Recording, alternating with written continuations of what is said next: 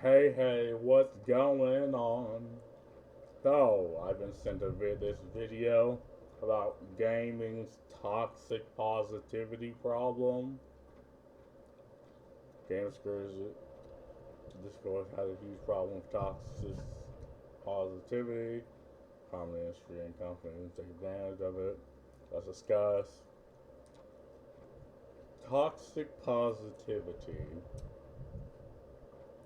So, I guess based off the title alone, it'll be about like maybe companies that just give out good reviews to like games, and even if the game's garbage and even if they refuse to really talk about any of the criticism the consumer have, that, or maybe it's about them talking about games and hyping up games that are garbage, I guess, but so they don't get blacklisted. What's the term that Asmongold coined? Access journalism, where you just give good reviews, and the incentive is they give you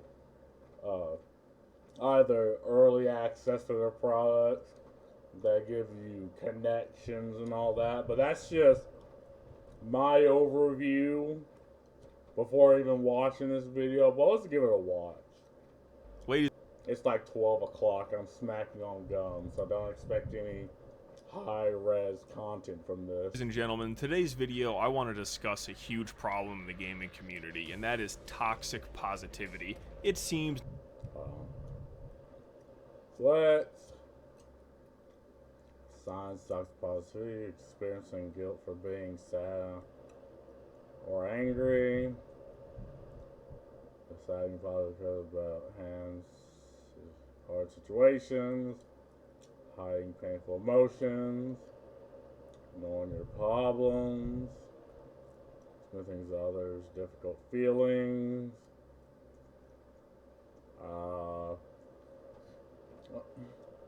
so how would companies do this? Experience guilt for being sad.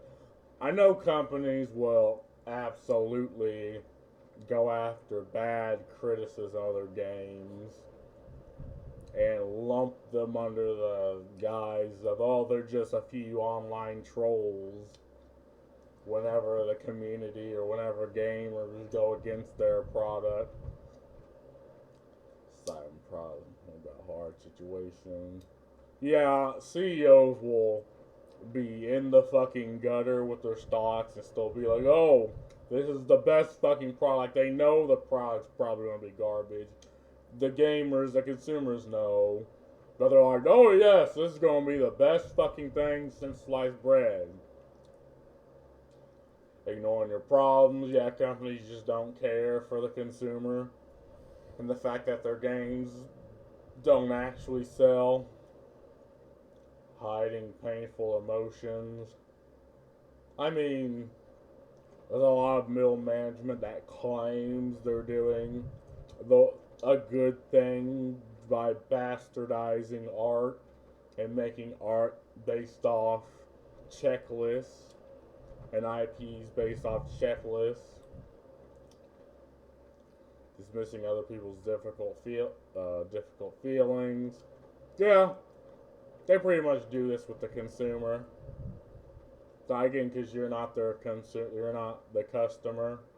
Like their best consumer is one that just hell doesn't even need to consume the product, just defend the product based. Sometimes it's based off ideology. Sometimes it's based off some moral value that is attributed to the product. But yeah, it seems that no matter where you look, whether it's the games journalists or YouTubers, 90% of the people are just overwhelmingly positive and happy about every single thing going on, and they never have a negative thing to say unless it's about Black Myth Wukong or Hogwarts Legacy that fits the narrative, but they're always positive and are never critical of any game devs. And if you are a real person and have, an opinion, that might be negative about a game, if you say something bad about a game developer, if you point out negative things they're doing, they shun you to the side, and it's all for specific purposes, which we're going to break down in this video today. Yeah, because they know you're not the consumer. Like, your feedback is simply not required. Like, we're talking CEOs and middle management that will only view spreadsheets and look at the current positive thing that's happening.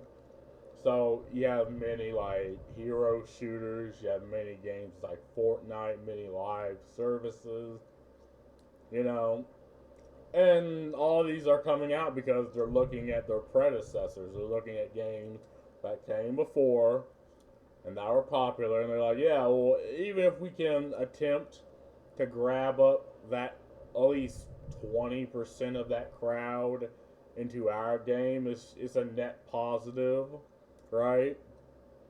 But it's like, how does this affect gaming as an art form? Well, again, you can't make art that's effectively copying someone else's homework because people can see that.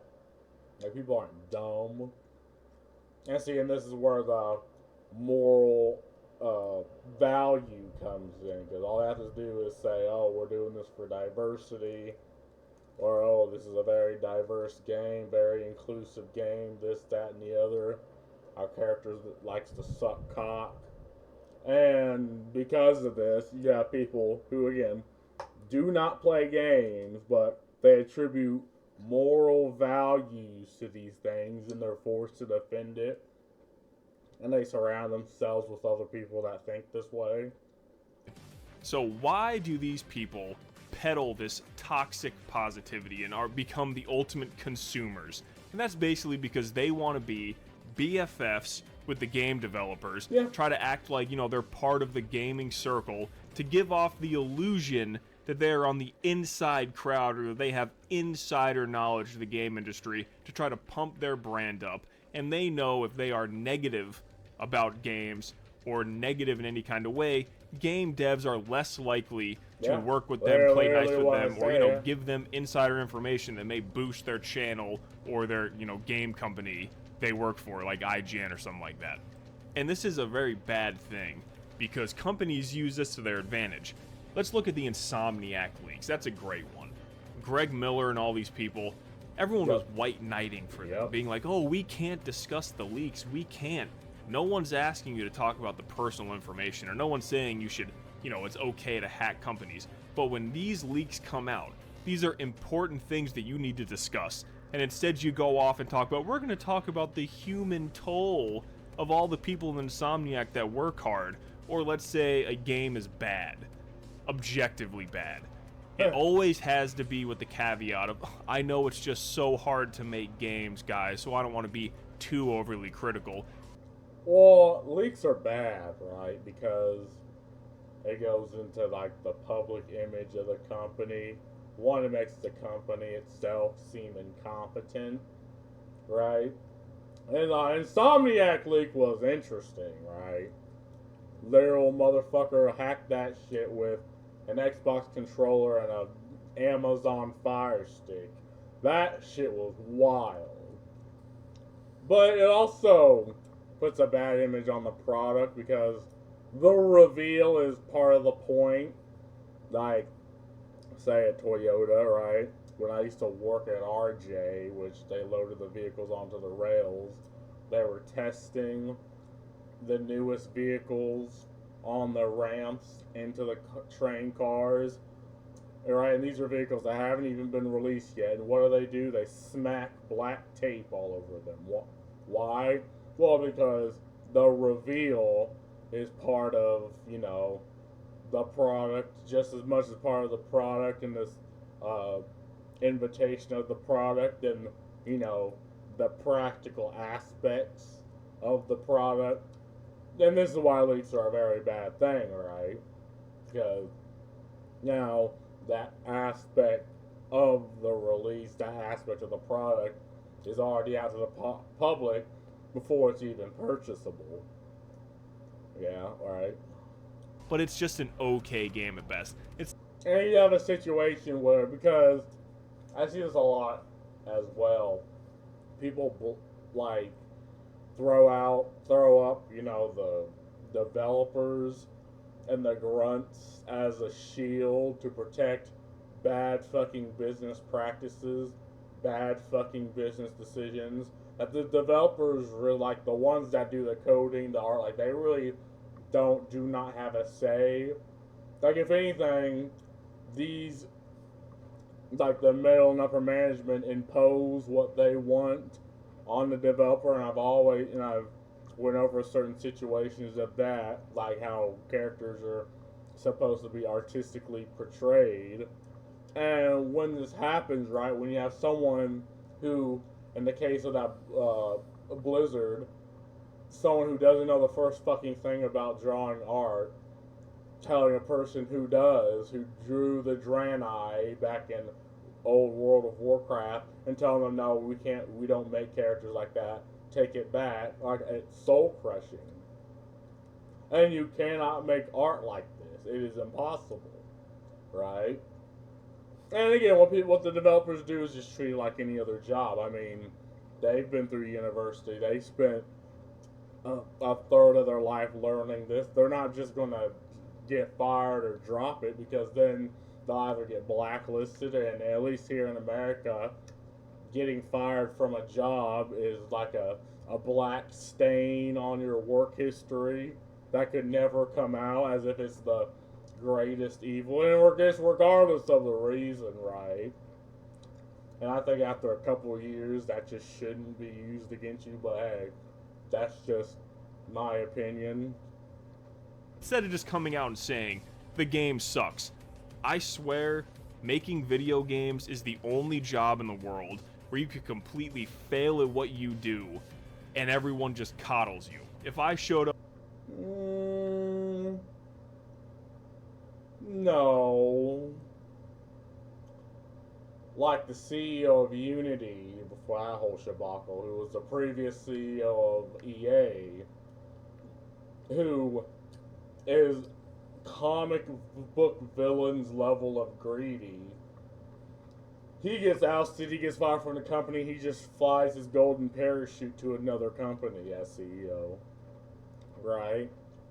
Or, movie directors of failing movies and failing TV shows. They have the connections to just fly their way to another company and fuck it up. They fly their way to another IP. And again, it's because they have those connections.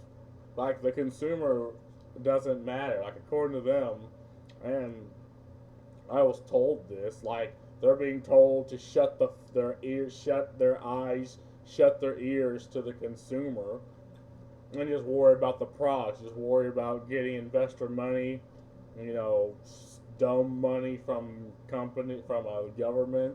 Like this is the incentive. That's why you had games like Concord or Star Wars Outlaw or fucking Duskborn. They don't care if the game actually sells. They just care about getting dumb money. up to work and made a shit product or fucked up, I'd get fired. Oh yeah, absolutely. Like with Herman Hulse. He made the game, he made the executive decision, I'm pretty sure it was him, to buy Firewalk Studios that made Concord, saying it's going to be the next big thing. Yeah. Herman Hulse should be fired, and everyone should be ripping the shit out of Herman Hulse. But instead it's, it's subjective and they just missed the boat. Or with the developers that made Concord. Dude, you made a product that no one asked for and no one wanted. Stop with this, but the gameplay is just so good, and it's just not good enough to be really good anymore. Well, the thing is, the game functioned, and it looked like an okay game. The problem is the designs of the characters. Again, it was effectively Overwatch, but with none of the appeal.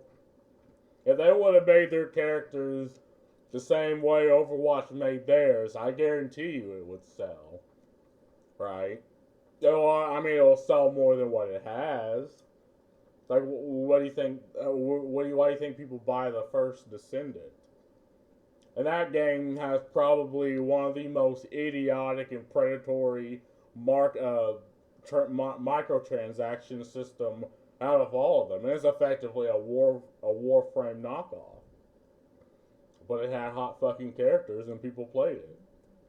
Like, I mean, we can pretend, we can play make believe, and act like the visuals in video games, which is a visual medium, by the way, and say the visuals don't matter. But, you know, again, you have people who do not play video games who attribute their moral values on insignificant, tiny little details. But then you have people who play video games. And I guess I don't blame the developers because, again, you have, like I said back at Concord, like the game functions like the developers, the people, the grunts, did their job, but it was inevitably made, like the design decisions, the art decisions, the overall way they're going about the game was made by, you know, people above them, and nothing else was like it. It was made by people that, like the middle and upper management, that just impose their ideas upon them. And they did this because, again, they made lots of government money, so they're like, well, we might as well put out something. Just say you made a fucking bad game, but they'll never do that because they don't want to lose access and the illusion that they're insiders and part of this community that go to these gaming events and everything. So they're not real or anything like that, and game companies use it to their advantage to mass criticism against their products. Yeah. They'll send you the yellow Cyberpunk chairs. They'll send you all the stuff if you're nice. But if you criticize them in any way, even if it's minuscule or say any negative thing, they will blacklist you and shun you, and people are scared to do anything. Because let's say you're critical about product A.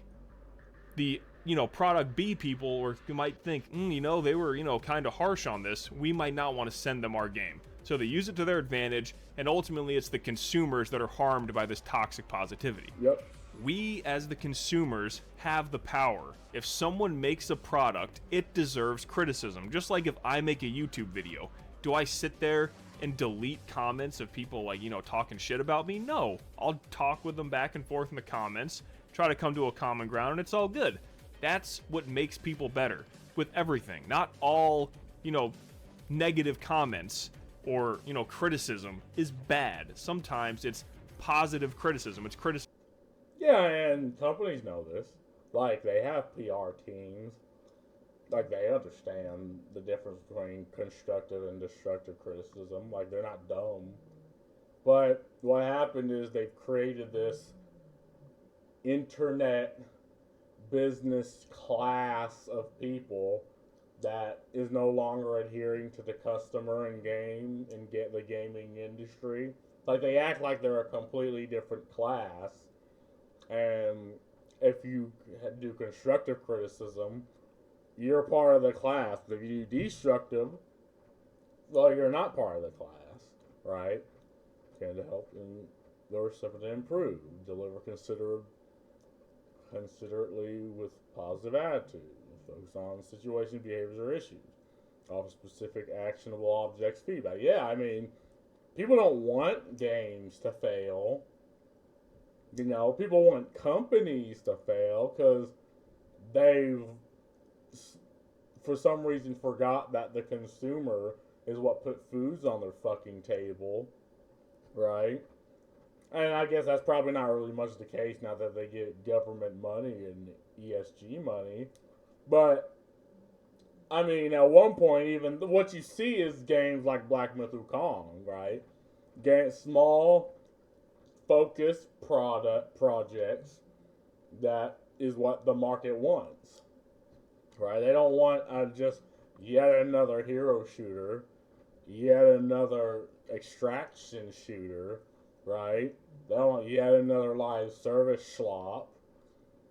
They want games that you buy game, you play game, you beat game, and that's it. Criticism of saying, next time you do something, you need to do better. And what ends up happening is we are getting worse and worse products because everyone wants to act like everything's all good and no one gives any kind of feedback at all. And you can tell if you look at the, the game shows going on now, the Gamescom in Germany, I'm pretty sure that's where it was.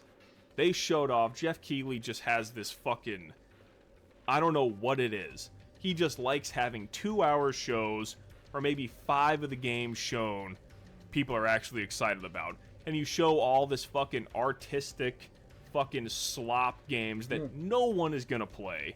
And all the people, the toxic positivity people, oh, it looks so much fun, it's charming and this, they don't fucking play the game, because no one does. And you look at the reaction of the crowd in Germany, no one was clapping, no one was excited for any of this stuff. And you compare it to the events where all the, the journalists and YouTubers are at, where they'll just start seal clapping for any fucking game that gets announced, no matter how it looks, because they can't possibly have any kind of opinion that's negative to get shunned and blacklisted by the companies that they suck off. Yeah, I remember at Gamescom, there were like 2 games that interested me. But the rest were these woo-woo, goody-goody, feel-good, cozy games. I'm like, okay, maybe like VTubers will play this shit, but I'm not. I mean, and the reason why companies mainly pull out and don't advertise is because publishers can promote their own shit, right? Like, this is what Nintendo's doing, promoting their own shit, So, and this is what Game Science of Wukong, Black Myth Wukong did, right? It is in their interest, because we're never going to get another G4, G2, or whatever the fuck it's called, right? And we probably never will, because media doesn't have that stranglehold on information as it used to, right? Because people get more information, like people are more willing to watch YouTubers talk about product than the corporate drones that say Ubisoft talk about their product, right? Or they're talking about that new PlayStation, which I'm gonna do a video on, right? Because you're just gonna get the corporate woo-woo bullshit. But then you got Angry Joe, and he's shitting on it, and he's actually genuine. That's his entire channel is revolving around consumer protection and giving you the upfront about product instead of just woo-woo corporate bullshit. Yeah, I mean, why would... Maybe if you're a smaller indie, fine, but I mean, even YouTubers do them smaller indie games. So, I mean, what is the advantage of going to Gamescom, right? If you don't have the connections, beats the fuck out of me, as opposed to having a YouTuber do it or doing it yourself. These companies are trying to get your money and get as much of it as possible. We as consumers need to be critical. We need to stop this toxic positivity bullshit. And we need to get back to actually having some kind of objective opinions about things. Be real. And this is not all YouTubers or all games journalists. I'd say it's about like 90% of them. There are still some real people. Like I'll, shout out Solid Rev, real YouTuber. Another one, I know a lot of people say he's a PlayStation fanboy, but that Broken Games HDR guy, he did a video on Concord shitting on it, saying that I'm grave dancing on this, I'm happy this game failed because we don't want this shit. Yeah, and it shouldn't be this way. This is the position they put us into. So it's like, yeah. I'm happy the game fucking failed, right? Because the same people who shat on Black Myth Wukong defend this game. And it's just because of ideology. Like, it's not rational. A game like Wukong that had 2 million people playing versus a game like Concord at most had 660 people playing. But yeah, people who do not play video games, but they believe they're part of the gaming community, as they call it, because they say, and maybe, and you see these people back in 2009, the 2010s, right? Like, these people who claim to be gamers, and they talk maybe 10% about the game, 20% about the games themselves, and about 80% about like their mental illnesses, right? Or their opinion on war, or their opinion on this, that, and the other, and all this woo woo bullshit that no one cared about. It's like, bitch, will you shut the fuck up and talk about World of Warcraft or Halo? Like, what are you doing? And I'm gonna be real with you, it was primarily women that did this. I mean, because, you had a woman enter the space of a male gamer who's radioactive to pussy. I mean, and the guys don't know how to fucking act. But I'm like, bitch, what the fuck you talking about? You know? And I remember when calling them fake gamers was like a slur, right? And it doesn't make any sense to me because you can have like fake money, fake this, fake literally almost anything. But the minute you call them a fake gamer, and you could insult them at literally anything else, even being bad at the fucking game. But the minute you call them a fake gamer, it's like the schizophrenia takes hold, and now they're spurting the fuck out. And this is what we mean. Now we have all these fake gamers, quote unquote, now that they're in this industry, and they're the type of people who are probably very weak in school, could probably made no friends, and now they have this means to inflict their daddy issues on everybody else. And I 100% that's why Duskborn was made. Like, it was literally just a rant. Is the type of person who stays up all night, thinks about the comebacks they would have made in high school, but they're a 20-year-old fucking some odd person with cats smelling like cat piss, right? And they use games as this vehicle to do this. And people are like, what the fuck is this? I ain't playing this goofy shit. And I was so happy to see that. Because again, that is a game that no one asked for. Sony fans have been asking for Killzone, Resistance. Oh my god, yes. Killzone fucking slapped. Now, I never played it because we never had a PlayStation. Right, I was the type of guy who, when I was in college, never really had much time to play a lot of games, and my associate's degree, I just watched the gameplay of Killzone. I'm like, this game's fucking amazing. At least the first three. No, I didn't really like Shadowrun. Right? That's made by someone who only read the front cover of the three. And I was like, okay, I can make something like this, and it's just more of the same. And oh yeah, I remember when PlayStation was like, oh, we don't have much IPs to draw upon. I'm like, my guy, Bloodborne, Killzone, God of War, hello? It's like, now they're just straight up lying to you. Like, again, it's like they talk past you, the consumer, right? And they talk to God knows who. Like, this is the idea of the wider audience. I think it's their corporate schizophrenia that they're talking to. Because I'd like to know the wider audience that wouldn't want to play any of these games, that would want to play fucking Concord. Because they sure as hell, the wider audience sure as hell didn't play the fucking game. Right? Sly Cooper, Infamous, bring back your franchises, SOCOM, but yet you release this fucking dog shit game and put hundreds of millions of dollars, supposedly. I'd say it's more. Yeah, I'd say it's more if you take in consideration probably the consultants, take in consideration the publishing, the making. You gotta pay all the middle-aged white women in HR.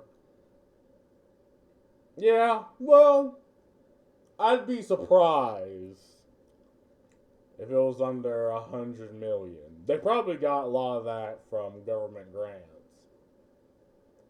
And I knew the game was going to be garbage because, again, if the game's not for you, then who the fuck is the game for? I know everyone's like, where'd you get that number? Supposedly they put that much there. Towards this game that no one fucking wants. So we need to stop being fake, toxic positivity bullshit and go back to being real. I really think this ended up really taking hold more when politics started entering video game discourse far more. Oh boy. I'm still unfinished. Fuck. I don't know why this ever fucking happened. It's video games. It is just a fucking hobby. No one cares where you sit politically. Just make good fucking games and people will buy it. It's really that simple. And the problem is, you have people who, again, they have this ideology which forces them to attribute a moral value to things, right? So, like, in media, like, they look at a product and they're like, okay, so how many black people are in this? How diverse is their game? How many women, how many certified cocksuckers are in this? How many ugly, fat, fucking disabled bitches are in this game? And based off that, they attribute this moral value on the game off this tiny fringe ideological checklist, right? And this is effectively the culmination of ESG, right? Because game companies, they pollute a lot. So to offset that, they need to check the boxes. And again, you cannot make art based off checklists. It just simply does not work that way. And god damn it, I tell people, the same people who say art is fucking subjective are like, no, this is fine. This is 100% okay. I will defend this because my ideology demands it and the people I surround myself demands it. And I will defend this. Right? And at one point, you gotta be like, okay, so do you actually believe this or not? Like, and okay, games are childish. Of course they are. And they should stay that way. Right? Yeah, people who just believe that it's just a moral good to bastardize art, like, so entertainment as a whole, right? All we need to do is just go back to what entertainment used to be in the early 90s and 2000s, right? And again, when the ESG came out, which was a perfect checklist, until the HR ladies rolled in, and now there's, in certain countries, there's like a thousand, like a Bible's worth of checklists. Like there's companies that if you portray alcohol, period, it'll get banned in that country. So yeah, the cost of gaming, you have the moral, the moral value, right? In the case of, again, Black Myth Wukong and Hogwarts Legacy. Whole world governments, right? The publishers, the payment for, like, all this comes together to constrain gaming, which is just a fucking hobby because it's gotten popular. And the minute it got popular, you got all these interest groups, all these leeches jumping into it, right? Gaming needs to go back to just being childish. The worst thing to happen to gaming is it became popular. The people talking, and I am gatekeeping, by the way, about video games. I don't give a shit what your political opinion is. We're just talking about video games. We're not talking about your whole life. I don't want to know everything about you. I just want to...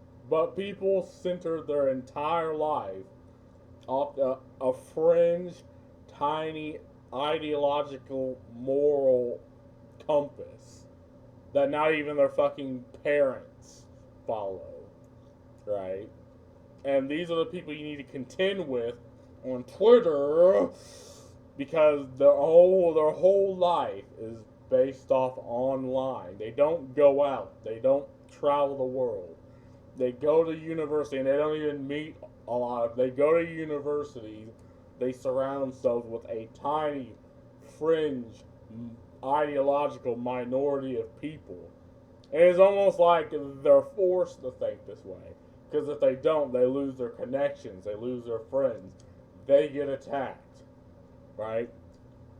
The type of people in college that I could absolutely, under no circumstance, hang out with was the liberal person. The type of person that acts like they're nice, act like they're cuddly. They'll use the leak speech on as they're typing, right? They act like they're all safe and all this, that, and the other until you say one fucking thing that pisses them off, right? A single fucking thing. And then that switch flips and their schizophrenia takes hold. Their demons take hold. Now every aspect of their life is devoted on taking you down. These are the type of people I could never fucking get along with. Like, under no circumstances. Like, and I don't even care that I see these people, I'm like, I crossed the fucking road. I'm like, okay, you stay the fuck over there. Get the fuck away from me. I'm an atheist. These people make me cross myself. I want to know your opinion on a fucking video game when you watch a video. So let's just bring it back to basics. Let's have constructive, real conversations about video games. They don't want to do that because they lose the power the minute they do that. They lose that power over complete fucking strangers. And this is an American thing that I fucking hate. Trying to moralize to complete fucking strangers, right? You're not going to change anyone's mind, right? You're not going to change the mind of a grown-ass adult. At best, you can find a common ground, but they do not think this way. Their ideology has tricked them into believing that they're fighting this ideological crusade against ghosts, right? And they will use every vector they possibly can to do this. This is what happened with the Acolyte. They made a show that they know the targeted audience wouldn't like. But the audience that you would have liked it if they would have stuck with what you saw used to was that ghost that they were throwing hands with. But this will about wrap this video up. I just wanted to make this rant about toxic positivity in gaming because it is fucking ridiculous to see. And honestly, people just seem like robots nowadays. And if you have a negative opinion on a game, be prepared to get fucking scorned. Because all these fucking fake people, you know, I think it was RGT85 that called them positivity peddlers. Yeah. And it's funny that one dude actually put it in his Twitter bio because he is, in fact, a positivity peddler. But let me know in the comments below what you think about this. Are you sick of seeing people seal clapping and praising and making excuses for fucking goy slob games that come out and these companies that don't give a shit about them like I am, or am I completely wrong? Let me know in the comments below. Thank you for all the recent support. That one video I made about the state of modern PlayStation fucking popped off. It's almost at 20,000 views, which is crazy. Thank you guys for subscribing. Thank you for watching. Thank you for commenting and going back and forth with me in the comments. I love the debate. It's healthy. It's great. Yeah. Thank you, and until next video, I'll see you. Well, what are the comments saying? I hate that lots of people worked hard on this defense. So what? Lots of people worked hard on the 2 Boeing planes that flew themselves into the ground. Hard work by itself isn't a virtue. Hard work that results in value added to the world is. To be fair, the problem with the Boeing is a completely different argument. But you have the shell. Like, let's take Outlaws in Concord, Forspoken, Kill the Justice League. The shell of the game, the outline, was crafted with artistic intent. But you have the people who actually make the decisions, right?